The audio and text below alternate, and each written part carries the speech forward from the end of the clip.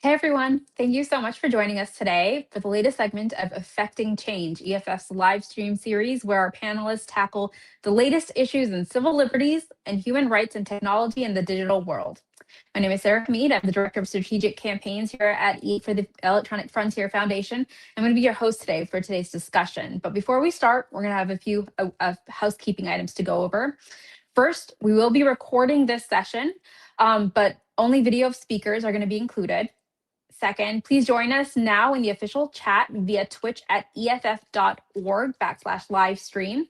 In this chat, you can drop your questions throughout the program, and our guests will answer as many as they can at the end. And if you're comfortable, we encourage you to say hi in the chat window now and let us know where you're tuning in from. For those of you who aren't familiar, EFF is a nonprofit whose technologists, activists, and attorneys have been fighting for your online privacy and free speech since 1990. You are the reason EFF can take on this important work. And if you'd like to help us in that fight to defend digital freedom, please consider donating at EFF.org/support change, or pick up a cool bit of EFF merchandise at shop.eff.org. And with that, I want to welcome our speakers, Andrew, Kate, and Reem. Andrew is the EFF Surveillance Litigation Director who focuses on surveillance, privacy, and cybersecurity. Reem is a Senior Campaign Director at Fight for the Future, and Kate is the Executive Director of the Digital Defense Fund and the founder of the Rural Privacy Coalition. We'll have about 15 minutes for your questions at the end, so if you haven't touched on something in the discussion that you want to hear about, please ask, and you can add them to the chat at any time. But first, over the last year, local communities have proven that ALPR, automated license plate reader contracts, are not inevitable. They're a political choice, one that cities can refuse. In 2025 alone, at least a couple of dozen jurisdictions have canceled, ended, or rejected FLOC's ALPR programs, from big cities like Austin and Denver to college towns and small suburbs. These wins share a pattern. People realize that surveillance procurement is power and started treating these contracts like political fights, organizing, testifying, and pressuring councils to say no.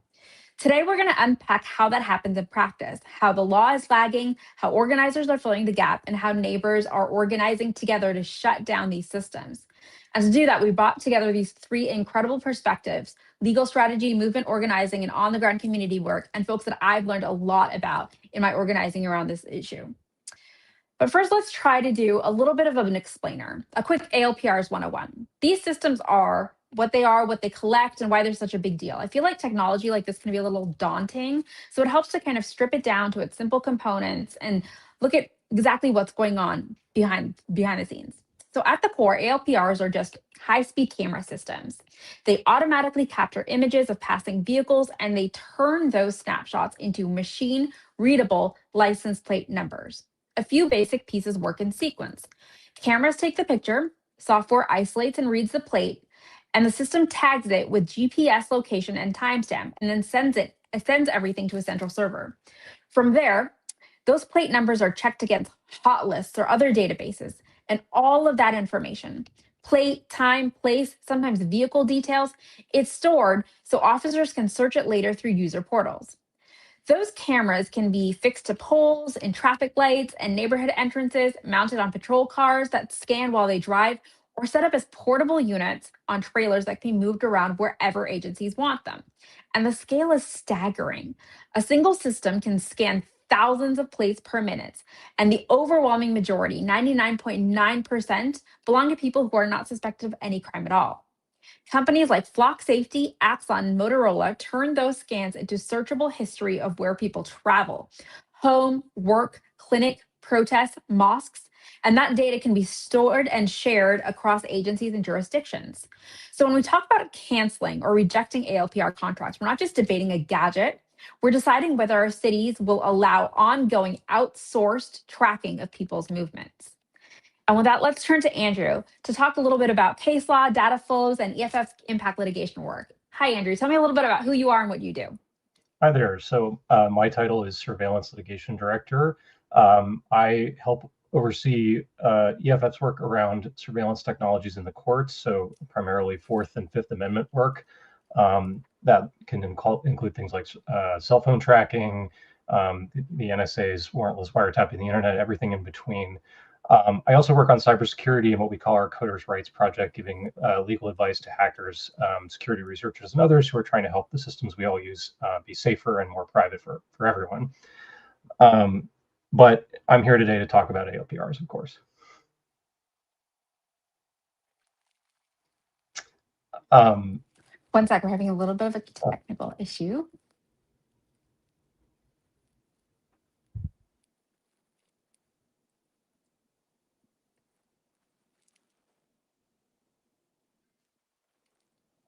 Can someone say hi? I can hear you great, and let me know if you'd like me to just sort of launch into things. Okay, I cannot hear it. Well, I'll pick it up from Sarah and talk a little bit about how we are seeing ALPRs really used in practice. So if you've looked into this issue at all, you've probably seen a lot of success stories put out by police agencies and governments, and those success stories play up one part of how ALPRs work almost exclusively, and Sarah already touched on this, the sort of use of hot lists and real-time searches. So the comparison of pre-existing lists of license plates, perhaps stolen cars, that sort of thing, or near real-time investigations of a license plate is reported in connection with a crime, and the police are looking for where that car is in real time. That's only half of how license plate readers are used. They're also used for what you might call retrospective searches. So police are investigating a crime and they're looking for where the car has been in the past. And that is a major part of how license plate readers work in practice, is these retrospective searches. Both of these involve the risk of criminalization and the risk of error. So back in 2024, we put out a list of what we call the human cost of ALPR, which talks about some of the times that ALPRs have gotten things wrong. So focusing on hot lists for a moment, we have a couple of case studies, including a woman in Aurora, Colorado, who was pulled over because her license plate matched the report of a stolen car. The only problem was it was the wrong kind of car and the wrong state of license plate. She was subjected to a search and being held at gunpoint. This is a very invasive kind of thing, even when they get it wrong. And then, of course, the retrospective searches can be used to place someone at the scene of a crime, of course, but also to investigate patterns of life. Sarah already talked about this. So we have examples of Johnson County, Texas, where a woman who self-administered an abortion was investigated thanks to a complaint of her by her partner. Police looked at where she had been over the previous week. Similarly, in that post I mentioned, where we have the errors of ALPRs, there's a case out of Detroit where police looked at everyone who drove a certain model of car and went to investigate an owner of a car who was miles away from the incident of a crime, merely because they had the model of car at issue, even though its physical description didn't match the crime itself. So those are some of the ways in which ALPRs are used to sort of aid in criminal investigations and criminalize individuals. I will pause there. I think we want to start talking about the law, but I want to make sure that Sarah is able to hear me. Yes. I hear you now. Unfortunately, I did not hear any of the amazing things you just said.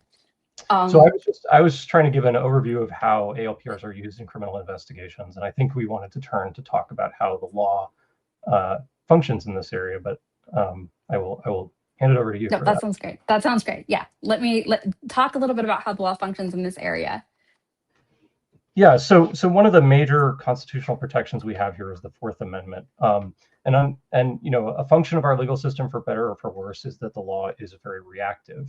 So it has to catch up with innovations in police practices and in technologies. So the Fourth Amendment, as everyone is probably familiar with, protects our right to be secure in our persons, houses, papers, and effects against unreasonable searches and seizures. And for the first 200 years of constitutional law, it was fairly clear what a lot of those words meant. We know what those physical things mean, and what is unreasonable mostly had to do with what the framers of the Constitution had in mind when they wrote that. They didn't like the agents of the king, the Revolutionary War era, going house to house and searching people without a warrant. We know that sort of thing is an unreasonable search, and more than that, we know that if the police want to search your house or they want to seize your stuff, they might need a warrant for that, subject to some fairly well-known exceptions. technology has the power to change all of this. So going into the 20th century, you see the Supreme Court wrestling with ways in which technology can change the police, the ability of the police to do investigations, to do surveillance.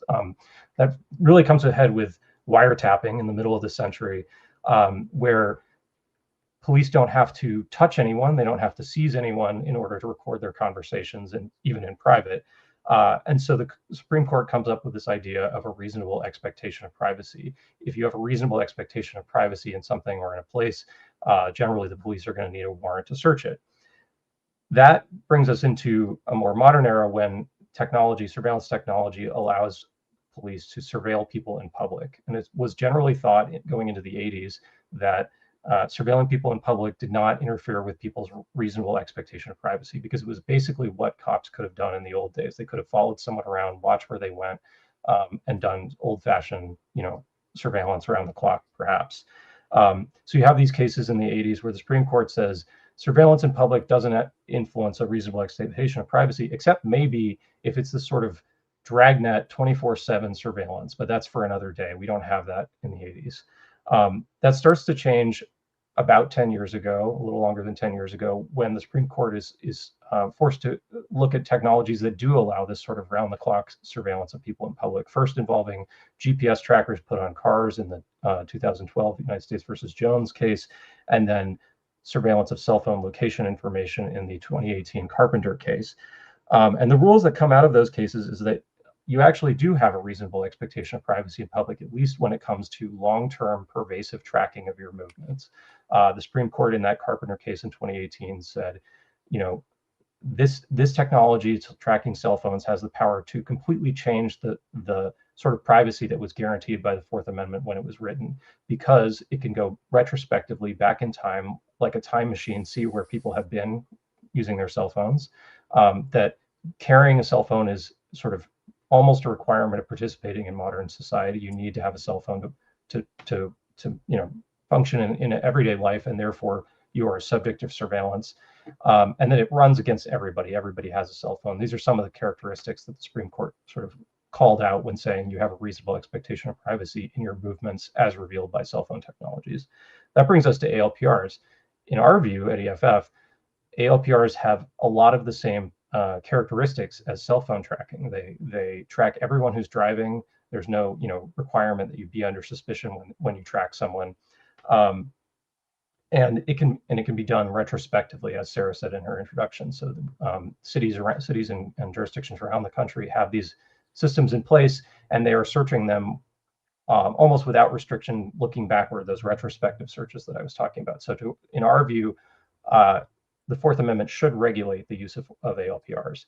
Courts are just now starting to look at this, and there have only been a handful of decisions, most of which have said no. Individual criminal cases where police have used ALPRs, there is no Fourth Amendment expectation of privacy in that data. We're looking to change that. Yeah, tell me a little about how you and others at EFF are looking to change that, and any ongoing ALPR related cases, and what you're asking the courts to recognize. Yeah, so we have a major case that we filed back in November in the city of San Jose. We represent two nonprofit advocacy organizations, Siren and CARE California, and we are challenging the city of San Jose's use of its ALPR system to search retrospectively tens of thousands of times a month. It's worth getting into a little bit of detail about how San Jose itself has built out this system. It's not unique. There are other cities in the country that have ALPR systems on the scale of San Jose's, but it is quite egregious. They have nearly 500 cameras. They keep the data from these cameras for a full year, and they search that database, as I said, tens of thousands of times a month without any kind of warrant requirement or even a requirement that there be criminal suspicion of the license plate that they're searching. So this to us looks like a vast, mass surveillance network. And so we are asking the court to say that the legal precedent that I was talking about, the Carpenter case and other cases on the Fourth Amendment, should apply here, and that San Jose should require a warrant before searching this database and require a warrant for anyone accessing its database. And as I'm sure we'll get into, many other jurisdictions in California can search these databases. So that's the sort of main flagship case. It's just filed back in November. So we're making our way as fast as we can through the courts. And of course, we are also involved as friend of the court in a number of criminal cases, constantly filing briefs trying to expand the court's views of exactly how these systems work, so they're not just focused on the specific criminal case in front of them. And say you win. Say you win exactly what you're asking for, and cops are now required to get a warrant. What does that mean in practice Well, for ALPR systems? in practice, I think that would drastically reduce the number of searches that are run on these databases. The warrant requirement is sort of the core of the Fourth Amendment, that the police have to go before a neutral judge and convince the judge that they have probable cause that a crime has been committed and they will get this evidence. Right now, they're not doing that. They are perhaps logging the reason for these searches, perhaps not. And there's simply no requirement that they be able to connect this to a particular crime. And in numerous cities around the country, we've seen searches run for non-criminal reasons, for investigation of First Amendment protected activity, for investigating people who've gotten abortions, all sorts of improper purposes, definitely in violation of California state law that prohibits investigating folks in using ALPR data for investigating immigration violations. Despite that law, it's being done all the time across California, and a warrant requirement would provide another very solid backstop against these kinds of improper uses of ALPRs. Awesome. So backstops, that's what we're trying to get the courts to do, is to create backstops for these systems. Andrew, you just talked us through how expansive these data flows are and how the courts are very slowly being moved to recognize, by the amazing work that you and your team are doing, the reality of mass location tracking. But communities haven't been waiting for perfect case law before acting, right? They've been treated organizing as a way to close this gap in real time. And from Austin to Evanston to Eugene, campaigns have focused on forcing councils to end or reject flock contracts by combining legal arguments with public pressure and story-driven organizing. So Reem, I'd love to turn to you now to pick up that thread. Hi, Reem, tell me who you are and a little bit about what you do. Hi, thanks for having me. My name is Reem. I am based in the Bay Area, and I work for Fight for the Future. And I was really just blown away by being a part of the cancel flock contract fight in Oakland. And so very much, I've never actually seen in my time working in this, a moment where so many people were activated on surveillance who were so much smarter than me. And, many of the city councilors and many of the folks in the police department, in terms of knowing kind of what Flock's vulnerabilities were and being able to articulate it in such a sharp way. It really gives me hope that this is like an entry point for people to really oppose the myth that surveillance makes us any safer. That's really powerful. There's been a long movement against ALPRs. Your organization, EFF, we've been focusing on this issue for a really long time now. But there's also been a real shift in popular consciousness, like you picked up on. What changed, and what are people seeing or experiencing now that's making them say that they have to fight this? Yeah, I mean, like you said, there have been plenty of privacy activists, privacy groups that have been raising the alarms on ALPRs and just in general about the dangers of surveillance.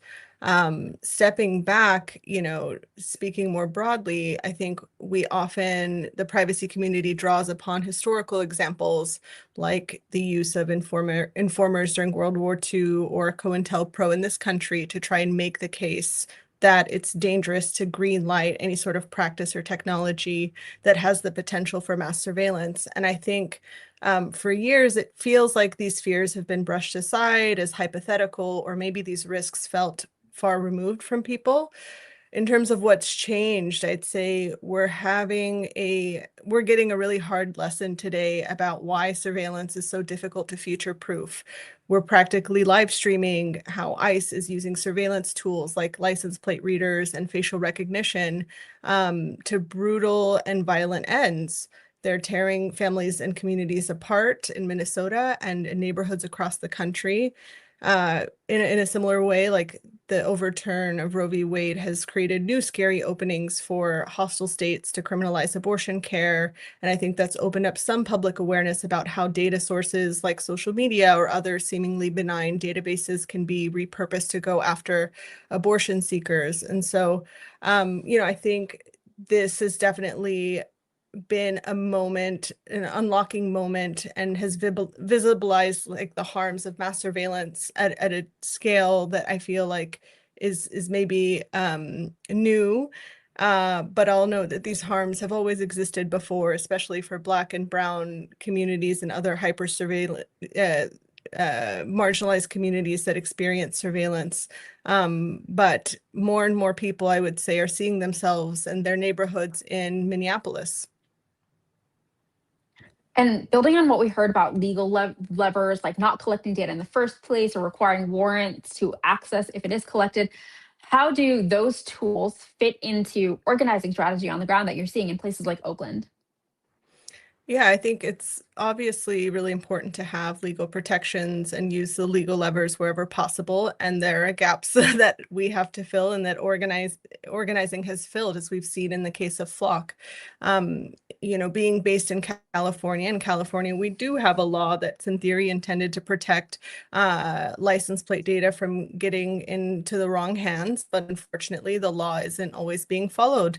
And it does require like litigation to try and get it enforced, which brings me to the thing that I really want to highlight today is the most important, opening that we have, and that's the inspiring and effective organizing that's happening at the grassroots level, the community members who are showing up to city council, filing Public Records Act requests, looking into the research, educating their own community, and getting these contracts canceled left and right all around the country. And I saw this with my own eyes in Oakland, like I mentioned, and it was incredibly heartwarming to see just how eloquent and educated the community members were, schooling their own city council and being able to refute like the Flock reps' talking points in real time. It was incredible to see. And, I was speaking to you a little bit earlier about this, Sarah, but I find the Flock CEO's crash outs very instructive and clear evidence that the community's power in all of this is super, super strong. The Flock CEO, Garrett Langley, has written to police departments, warning them about coordinated attacks on law enforcement, and has been accusing people of, quote, trying to turn a public records process into a weapon against you and me. And, this one isn't funny, actually. He went as far as to compare the amazing community organizing as terrorism in a recent interview, and which is one, incredibly dangerous, mirrors the language that we're hearing from DHS officials, and it's wrong on so many levels. But two, and this is the encouraging thing, it tells me that all of this momentum to get contracts canceled has been so effective, and it's probably helping Flock go broke. So I think that's a bit of hope that I've been holding on to. And just, I want to stress this because, I think it can feel like, maybe your city fight or the conversation that you're having within your neighborhood may seem small, but it's actually the most powerful thing and the most effective thing that we've seen so far. And what kind of folks are you seeing show up to city council? Is it like privacy advocates? It's amazing. Like a lot of these folks I'd never met before. So we had folks come out from the tech sector, which was so amazing for them to be able to refute a lot of the claims that we were hearing from Flock or the misinformation. And we also had families, youth, like it was just such a mix of people, and lots of them were just people who were concerned about protecting their neighbors. And it was just such a diverse group, and gets painted in such a false light. But I think it's because, the people power is so scary to the corporate surveillance tech interests like Flock. Okay. So in other conversations with me, you've often stressed that it's not about just critiquing these systems. We have to offer real interventions for folks on the ground who are just trying to defend their neighbors to really show up with. So from your perspective, what strategies have been most effective, and what options do you see for people who want to get involved? Yeah, so there are lots of different there are lots of different ways to fight at this, because even the city contract fight is one of them. Flock also has contracts with businesses like Lowe's and Home Depot. They also, partner with homeowners associations. Perhaps they're in a school or a hospital. Like there are so many different avenues that we can get at Flock. And so that's part of the reason why we put together a toolkit that I believe will be shared in the chat, really to help people get started and draw upon the amazing organizing that so many people that I'll bet who are watching this webinar were a part of all across the country, to help people start asking the right questions, potentially start a campaign in their own city, or get involved in the fight against Lowe's or some of the other targets. And I'll just say, like, one thing that I feel like I'd underestimated, but I really saw the power of most recently with the Super Bowl. For those who tuned in, there was an Amazon Ring ad that was used to promote a really creepy AI feature that purports to find missing pets. But the amazing thing about this is that so many of the people who saw it could immediately clock how creepy and dangerous this feature was. And the reception of the ad was so negative. There were Reddit threads popping off left and right, people trying to cancel their Ring subscriptions, and requesting for a refund from the company. It was so negative that Ring decided to cancel its partnership with Flock, which is great.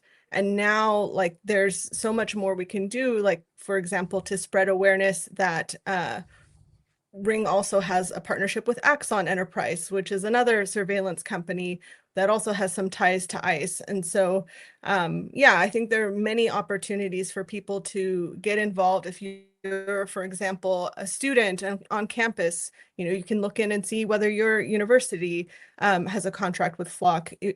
I'm sure many of these businesses left and right have contracts with Flock. And so really it starts with a few neighbors. It starts with conversations about this. And I think people are ready to have them. Awesome.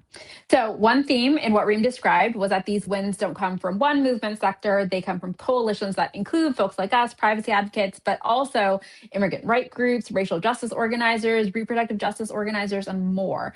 And they're also not limited to big coastal cities. Flock is aggressively targeting small towns and rural counties, often with no public process whatsoever.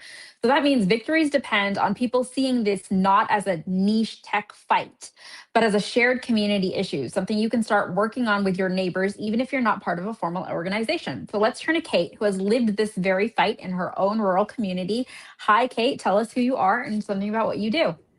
Yeah, so I am Kate Bertash. I am the executive director of the Digital Defense Fund, which actually meant that I have been very lucky to work with the EFF team for many years on issues like license plate readers, especially as they affected folks in the abortion access space. I remember actually one day that Dave Maas and I, who is now the director of investigations at EFF, were talking a little bit about license plate readers and how ubiquitous sort of license plate surveillance is around abortion access clinics. And this many years hence, then I was hanging out in my house, and my husband one day, he just reads to me this news article that says that my very small county in rural Washington has already installed Flock cameras just across the county, and I kind of like hit the ceiling a little bit. Since here's an issue that I had been involved on and doing lots of art projects around with this line of clothes called Adversarial Fashion that injects junk into license plate readers specifically. And so here, this thing that I had been taking action on and reading about and studying had come to roost in my own home. And the worst part was that I actually, in other counties, neighboring counties, they had actually had a discussion about whether or not they wanted to install Flock cameras and take on that contract. Our counties are very, very broke. Unfortunately, like, budgets are stretched extremely thin. Flock cameras are a discrete sort of, part of the pieces that they deploy the hardware very quickly so that they can then get that recurring revenue stream of the, you essentially rent the equipment from the company. And they have lots of things that they'll tell your small town department about, you're clearly understaffed. These are something that can help you out. And so I think it was like very, very fitting that suddenly all the stuff that I had learned, like, could I put it into practice then in the place that I call home? How much does the stuff that we all get to talk about matter if I can't then bring it to my neighbors and hope that we can hear each other? So that was kind of like where it all started. I was just very stunned to find that out and decided to, take everything that I'd learned from all of you and put it into action.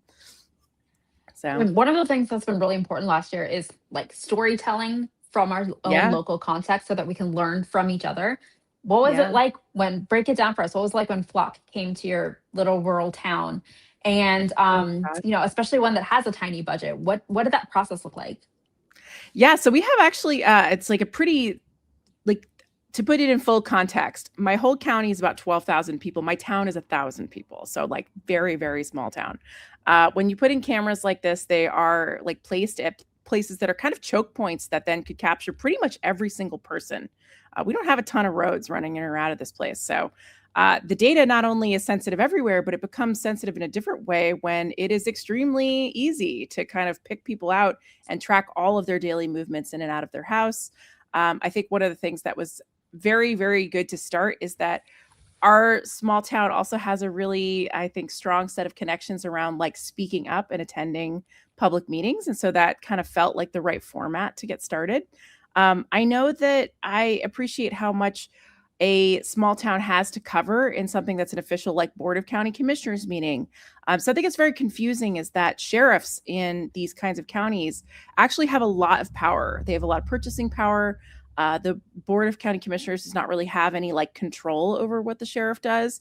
The only really way to like have any impact is to actually just vote in a different one. So there are very few avenues, especially when you're kind of lacking in, I would say, like both legal power and money. Like, here we're thinking like, oh, if I want this stuff out, am I going to need to do a ballot measure? That sounds really expensive. Am I going to need to like file a lawsuit? I don't know if I have standing, and we don't really have money to retain an attorney.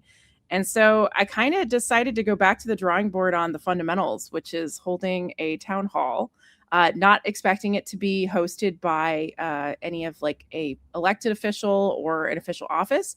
I want to say like you have the right to rent a room at the library for free and pass out flyers and tell all your neighbors and post it up wherever it's listed online. Something that I think that could be kind of surprising to the privacy set is that we actually don't have anything like a newspaper or a TV station or anything. So Facebook is kind of where it's at. And that was a really, really strong key piece of organizing, was making sure that not only we had these group meetings, but that they were also advertised in the places that people go to. A lot of small towns, they really rely on that infrastructure. I think something that was really pleasantly surprising is that we invited, elected officials, we invited the sheriff, and the sheriff and deputy showed up. And we had 3 separate meetings across, I would say, the better part of a year. Another really strong piece of the like puzzle on strategy was like, it's really easy to get in a room and to like say what's upsetting you. But sometimes the data really can help take a lot of the like, very interpersonal, emotional piece of it. It's like, this is just the truth. So we filed a bunch of public information requests. We could actually get that contract and find out that these 6 cameras were going to cost us, $40,000. They came mostly from some grant that a, state organization around car theft was going to provide. I think what was funny is that it showed the actual data on how many car thefts that we had. And it actually, I want you to imagine in your mind, for $40,000 a year for this like very small town with a very thin budget, how many car thefts do you think is going to be worth it? And it was 6 in the last year for which it was measured. So again, thinking about like what makes it worthwhile versus other things that are very urgently needed in our budget. And I think what was helpful is that getting to pull not just the data on how the contract came to be, but then also getting data back from other helpful folks who filed on places like Muckrock to actually get how the data was used, like how many times was it searched and by who. It really helped, I think, make sure it wasn't too personal. Like, this is just the system and how it works. I don't know how they explained it to you at, the sheriff's office, but this is what we see. And this is like, I think one of the things that was most startling to people to look at, especially from a small town point of view, is that our sheriff's office in a 6-month period had searched the system maybe 500-ish times. There were certainly issues, in my opinion, with how they used it and what they searched it for. But then the orders of magnitude more that other jurisdictions searched our data, it was like hundreds of thousands of times a month versus like a few dozen maybe from our own sheriff's office. And so like that's the kind of very like shocking data that I think like takes it back into context. Well, like maybe you didn't know this either. I was actually able to find, unfortunately, that search for the person who's allegedly, had an abortion. They searched our cameras as well. And so I think that was also really kind of like startling to folks. I think the kind of like last thing I wanted to note, because I think it's sort of like the window forward on a lot of this, is that after just 3 of these, our sheriff's office decided that they didn't want to renew the contract and that they were going to try and get them removed. And I think it was just from hearing from everyone. The room represented the full political spectrum. I would say like people who were probably like the voting pool for the sheriff's office, like gave it to them worse than me. But I think it was like some people had said stuff that it was like, it stuck with me. Like one of the key phrases that someone had used, who I'm positive, like this person would probably not like any of the rest of my politics, but they said, I might like you as sheriff. I might trust you. I might have voted for you. We might have grown up together. But what happens with the person who comes after you? If we just automatically give this power to this office and I don't trust the next person, then what am I supposed to do? And I think that framing, the fact that like 100% of the room was unified, despite us having, plenty of differences across the board, it like gave me a lot of hope, and it made me really proud to live where I live, that like privacy is the thing that cuts through. And the way that I'm seeing now this ripple effect across the country, across like every town, big and small, has been so, so deeply inspiring. And I'm really grateful we got to have some small corner of that here in small town Washington. So that's yeah, beautiful. thank you. And so it was 3 of those forums basically where you brought folks together and they were having this conversation. Yeah, like that's what it took, was like really in-depth conversations. And I think my encouragement to people is that when it's not a like official office holding the microphone, you get to like pass it to each other. You get to say like people get to hold the mic and express themselves. And a lot of those difficult emotions about like, how do we all disagree about things like what it takes to stop crime or something or to prevent it? You kind of burn through a lot of the hot stuff in the first like 10 minutes, and then people really open up and they hear each other. And I think it gave us a lot of really great practice for all kinds of tough conversations I feel we're more equipped to have in the future, as surveillance technology is certainly going to come back for us and every place in which we live. So I thank you for listening to my wonderful long story. I'm just really grateful to be a piece of the puzzle here. Okay, I want to bring you all together to look at some of the cross-cutting challenges and opportunities that show up across your work, especially in places where the law organizing and local campaigns intersect. So these next questions are for anyone to jump in. Feel free to build on each other's answers. The first is, when you look at existing ALPR laws or policies, what is one loophole or ambiguity that worries you the most?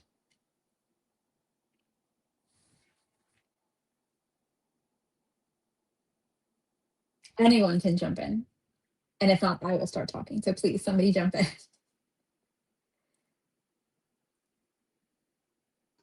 Well, I can start us off. Several of us have already touched on this, that, here in California, we have a law that prohibits the use of ALPRs for immigration enforcement and, in fact, sharing out of the state. And we've seen that abused and just ignored by jurisdictions across California. And so without a clear remedy against that sort of thing, I worry a lot that we're just going to keep seeing these stories as replicated across towns in the Bay Area and Southern California, that these sort of side door access to ALPR systems, that an officer in one department is asked by someone perhaps in the federal government or in another department that's not supposed to have access, hey, search on my behalf, just do it for me. And we need stronger controls on the access to these things at the very minimum. One thing that I'll add that isn't necessarily written into these policies, but it actually like shows what is so dangerous about, the way that this flock data gets shared. Oftentimes, there is a revolving door between some of these surveillance tech companies and law enforcement officers. And so in a lot of the cases that have been frequently reported about ICE agents getting access or state police using it to criminalize abortion, it is, you know, an ICE agent tapping his buddy at a law enforcement agency for access to that database, and it's not recorded. Like there's no, you don't need a direct connection or contract with Flock oftentimes for these mishaps to happen. And that's like one of the things that I feel, you know, people and especially lawmakers really need to pay attention to a company's track record and really chasing how these mishaps happen, because oftentimes it's not a policy fix, right? And I think that's something that hasn't gotten enough attention. Yeah, just to pick up on that similarly, I think I often worry that when we're seeking especially to regulate some of these technologies, that we can focus really on the structure of the tech as it is today. Like what's even the interface and what it looks like. And, you know, I come from a space where, like, you know, license plate surveillance at abortion clinics is people standing around with a GoPro camera or like a notebook and a pen. And like, how do we think about surveillance, like agnostic to the specific like type of technology used? Because as we see, it changes more and more every single year. And I do worry about the ability to then scoot around sort of a too in-depth description of a specific type of collection. So yeah, there's where I worry about it. Thank you. Thank you. Okay, so the next is about changing people's minds. We've heard a lot of arguments today about why ALPR systems are especially dangerous, but I'm wondering if you could tell me about one data point or story about ALPR errors or misuse that you found especially effective in changing people's mind. Andrew, you're making these arguments in courts, in front of lawmakers. Reem, you're talking through movement spaces. Kate, you're talking to your neighbors. What's been really effective at changing how people view these technologies?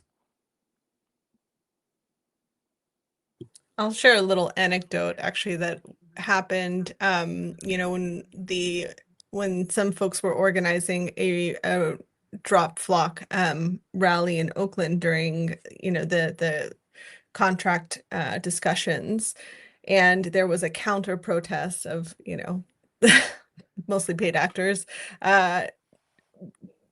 making the argument that Flock and other surveillance tech is preventative. And one of the things that I heard, you know, one of the organizers say, and this became, you know, a genuine discussion actually between two folks, and you know, they had made the argument that surveillance and these cameras do nothing to prevent crime. You know, a lot of the research and data suggests that it does absolutely nothing to prevent or reduce crime. All it does is document it, and that documentation is the thing that, you know, that can be misused down the line. You know, as Kate was saying, you never know who's going to come, what administration's going to come next. And so I think that was like I think that unlocked things for a few people, and I really appreciated hearing that exchange go about. We're going to transition to audience questions now, and there's a bunch of them. We're not going to get to all of them, but one of them is, again, this thread of like, what have you found most effective to convince people that surveillance is actually harmful, not just in the case of ALPRs? So any other reflections on that you all want to lift up? I think honestly, it's a very good way for people to sort of surprise me about, you know, where we were very much aligned. I think we got to bring a lot of the conversation back to like how we want to live together. And like, I think it was interesting because, you know, you think, okay, I need to show people that mistakes can be made. That's very powerful. Or that in real life, when these systems are deployed, I got to show data about how it's actually used. Those are also very helpful. So like public records requests, I think, are excellent to really get the truth in the mix. But then I think it like let us kind of cut through and talk about like, you know, is this the kind of relationship I want to have with my neighbors when I move to a small town or to a beautiful city? Is this the kind of like way I wish we solved that problem? And I was very kind of like surprised by people's openness to talking about how like, well, if this is an issue, like how actually would we choose to solve an issue of, say, like we have search and rescue needs here in our area, and like it let us kind of open up really naming what it is we thought we wanted that system for and trying to like be open to other ways of solving it. I think helped people walk away from one technology to something else rather than just feeling like they're left with nothing. Awesome, that's super helpful. Okay, someone else is asking about specifically how the data flows to immigration. So they're saying that Flock Safety has said that they do not share information with Immigration and Customs Enforcement. and they would like us to talk more about, I think, Andrew, you mentioned side door sharing, but what about the intersection between the data captured by ALPRs and immigration potential concerns? How is that working in practice? Yeah, I mean, there's certainly been a number of reports based on public records requests and others, just documenting all of the ways in which these searches can find their ways into the hands of federal officials. So the side door sharing that I mentioned before, doing it at the request of someone else, just misconfiguring these systems is a real problem. So as we've talked about several times already, California requires that cities in California, jurisdiction in California, not share outside of the state. But from what we've seen, that is controlled within these systems, within the FLOC system, for example, through a series of checklists that can be, simply just filled out wrong and allow that data to be shared out of state. And so there have been a number of exposés that they go out of state, and once it's out of the hands of the initial collector of the data, there's really no control on how it gets shared. And so in jurisdictions where they're more comfortable sharing with the federal government, whether that's not prohibited, it gets into immigration proceedings. So we've published a number of sort of investigations of this. My colleague Dave Moss and others have done this, and then certainly starting in San Francisco and Oakland and all over the state, there have been documented cases of either searching by ICE or the federal government, or the sort of one step removed at their request. That's super, super frightening. Thank you for explaining that. Others are asking, for argument's sake, I've heard people come back at ALPR concerns with, quote, I'm already being tracked through other technologies, so why worry about this? What kind of rebuttals to this kind of comment or thinking do you have? Well, I can say that, we see this argument both in everyday conversations, but also in court. You have the government saying, well, we're not tracking everybody all the time. We're tracking some cars some of the time. We're not even tracking the people driving those cars. We're just tracking the cars themselves. That has never really been the way we look at privacy in the law. We have never said, well, look at all the things that the government isn't searching. So I think it's important to sort of break it down and think about, well, who's tracking you and for what purpose? Yes, there's consumer privacy tracking happening all the time. Maybe that's being, making its way into the hands of the government as well. This is the government, when we're talking about ALPR systems, this is the government tracking your movements many times a day across space and time, and connecting that with other tracking systems all across the country, and allowing that to be searched by law enforcement all across the country. That is a capability that law enforcement has never had, and would have, I think, shocked the drafters of the Constitution. That idea of subjecting an entire populace to suspicionless surveillance really goes against exactly what they were trying to do when they drafted the Bill of Rights.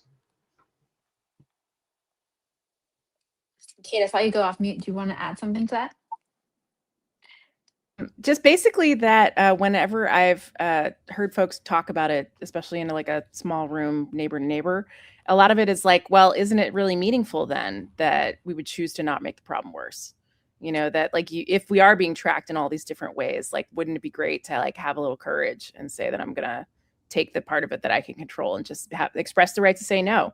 I think that sense of like autonomy and consent, I think, were really, really powerful arguments in the room.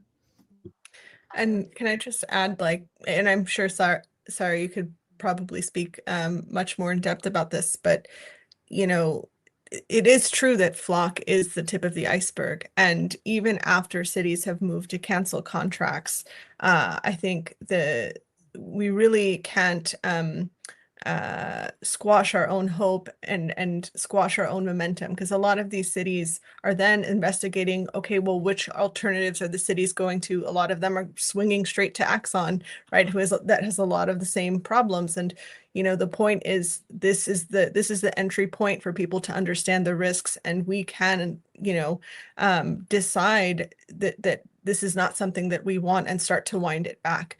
And, we do it one fight at a time. I don't think that the city contracts, I mean, been an incredible movement, and it's also opened up space for people to do organizing against the businesses that have it. Now students are starting to investigate their own university campuses to see if they have contracts. And I think really what we need to normalize, the bigger goal here is to normalize that mass surveillance is not a public safety response. We are responsible for public safety.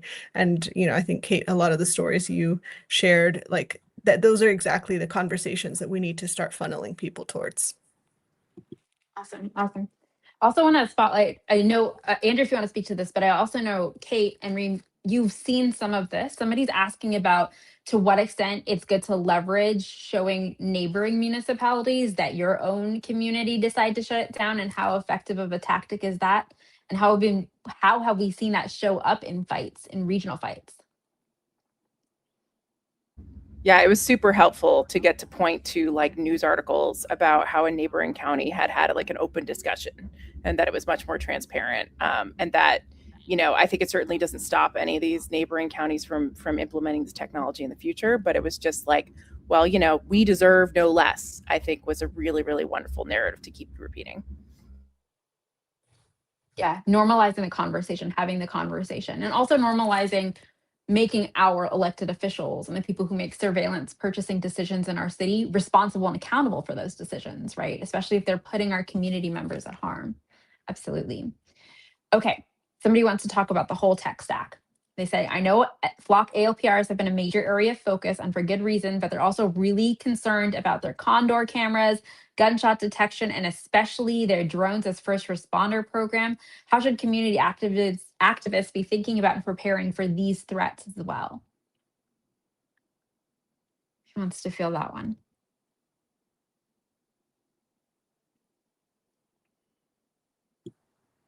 I would say, you know, ride the tail of, you know, whatever victories that you've had, and the victories of other folks, you know, who are fighting back against these in cities. I think it makes it a lot easier to go after other pieces in the tech stack, you know, once there's been a precedent. And I think at this point, I don't know what the internal tracker is of how many cities have canceled their contracts, but I think it's above 36 at this point. And that means something. And I think we're also seeing that mirrored in terms of congressional inquiries into these tech companies. And I think, you know, we don't really have to reinvent the wheel necessarily. I think just following the momentum that we have and applying it and asking questions to this and other technologies. Yeah. And these are portable skills, right? Once you learn how to read a Flock contract, you can read a ShotSpotter contract, right? And really start making the same. You're nodding, Kate. You're that kind of yeah. I mean, like asking for all of these different contracts. We actually had this is a great segue too, because I learned a lot more actually about Washington state law about any cameras or detection devices in the Department of Transportation right of way. And then I was actually able to find some privately owned devices around our area that people had concerns about. They were like, who owns this? Why is it pointed at the road? And we were able to get those removed as well. So it was like kind of amazing to see that everything that we had learned, we knew all the right, like actually offices to ask for this information from. We knew that, you know, there are other agencies who are here to help you to understand whether or not these have been properly permitted or are lawful in the space. So it was really cool to see that the toolkit that we had built out to kind of confront one particular technology, once we had that connection list and understood how to file those public information requests, they could apply for any kind of tech contract you can think of.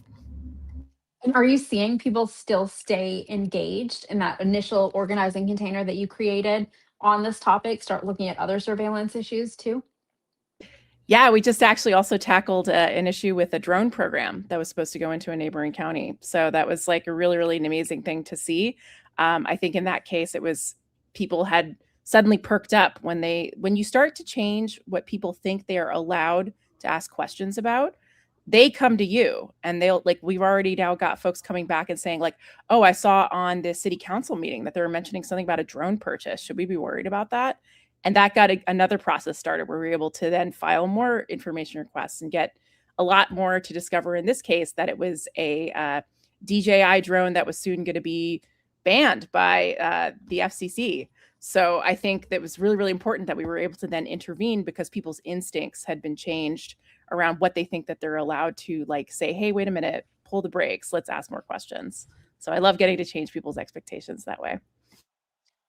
Not just the tech stack. So how do you take this, the momentum, the gains, the wins, the organizing, and kind of the literacy that's built around the ALPR fights and connect it to other issues that you're working on, like abortion access or immigration or protest rights in practice and not just in theory? How are you connecting it to the broader movement space?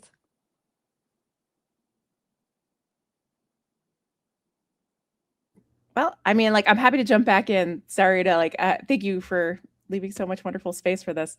I am very excited because I think it gets to help us kind of go back to the bread and butter of a lot of what DDF does at my day job, which is that people often come in and they're very excited to take action on surveillance issues for immigration or for, in particular, abortion access in a lot of the groups that we work in. And it actually helps us to then say, like, what we know, what is the threat model? And if people get really excited to like build new tech for it, how do we know it's really going to reach the people most in need? And I think it helps us to like ask good questions because people are like, oh, should I invent an app that, you know, gets me away from all of these different pieces of things? And you get to instead kind of like have realistic expectations for, I think what especially I worry about a lot, which is that our response to surveillance, if we were just kind of thinking linearly, is to close up and hide and to like withdraw from public space and to like be scared to go drive across state lines and get my abortion. And I just don't think that's a way to live. And I think, you know, instead, this helps us get to come back to those spaces where people are being surveilled and criminalized and reaffirm their right to take up space, to use like safe, affordable, private technology to meet everyday human needs. And I just love how like it's allowed us to invert by saying like, yeah, we were able to push back and say, I have the right to drive down the street without my whereabouts being shared with the entire United States. And I love getting to like reaffirm again and again that like we have a right to exist fundamentally. Awesome. Okay, I'm going to transition to one last final prompt for everybody, but you have last thoughts or things you want to bring up around that issue before transitioning? Once, twice? Okay. This is the final question for everyone on the panel. I just want like a brief reflection from you to tell us one thing you've learned from each other's work, legal fights, the movement organizing, the neighbor campaigns that you wish more people just understood. Anyone can jump in, but I want all of you to reflect on that, please.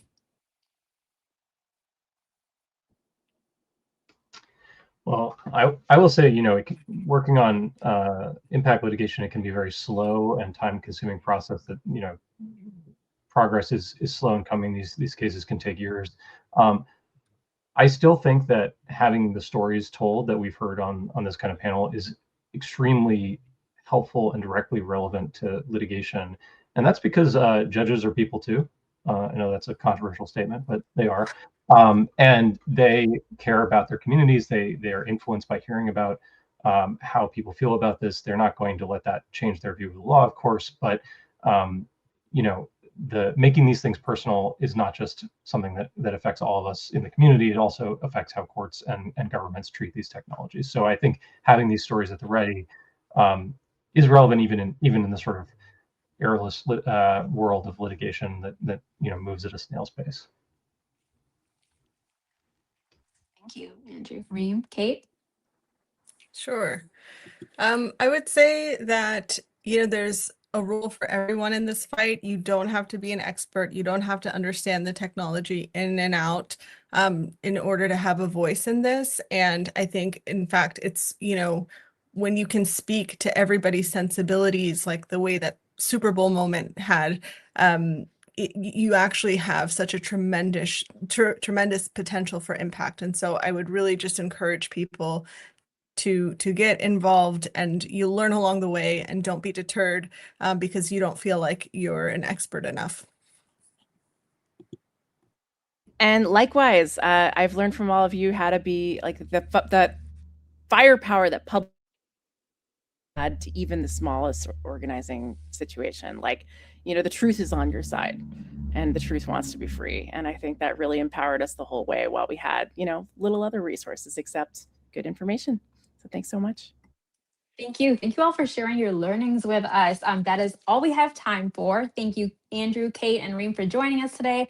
And thank you to everyone who contributed to the discussion in the chat and all the great questions and everyone watching around the world.